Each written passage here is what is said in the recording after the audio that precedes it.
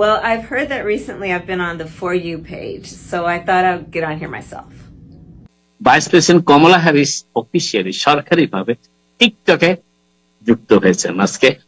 যদিও তার সমর্থকরা এতদিন ধরে কিছু কিছু টিকটকের অ্যাকাউন্ট খুলেছিল, কিন্তু সরকারিভাবে এই প্রথম কমলা হ্যারিস টিকটকে সংযুক্ত হলেন নির্বাচনী প্রচারণায় সহায়তার জন্য। যদিও যুক্তরাষ্ট্রের বেশ কয়েকটি স্টেটে টিকটক নিষিদ্ধ, কিন্তু তা সত্ত্বেও প্রেসিডেন্ট বাইডেনেরও একটি টিকটক অ্যাকাউন্ট রয়েছে কিন্তু। এবং ভাইস প্রেসিডেন্ট কমলা হ্যারিস আজকে টিকটকে যুক্ত হয়েছেন সন্ধ্যা 6টার সময়, বৃহস্পতিবার। আজ সন্ধ্যা সরকারিভাবে তিনি যুক্ত হয়েছেন অ্যাকাউন্ট খুলে। এবং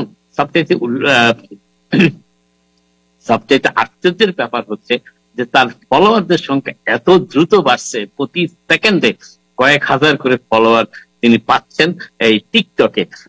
এবং সর্বশেষ হিসাবটি আমি দেখছিলাম, তাতে দেখা যাচ্ছে মাত্র কয়েক মিনিটে প্রায় 40 মিনিটে তার ফলোয়ারের সংখ্যা 1 লক্ষ ছাড়িয়ে গিয়েছে টিকটকে।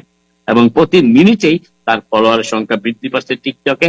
এবং খুব সম্ভবত আগামী দিন কয়েকের মধ্যে টিকটকে সর্বাধিক ফলোয়ার যাদের রয়েছে তাদের মধ্যে একজন হতে যাচ্ছেন কমলা হ্যারিস, যুক্তরাষ্ট্রের ভাইস প্রেসিডেন্ট এবং প্রেসিডেন্ট নির্বাচনে ডেমোক্রেট দলের সম্ভাব্য প্রার্থী। Well, I've heard that recently I've been on the For You page, so I thought I'd get on here myself. Madam Vice President, are you on TikTok?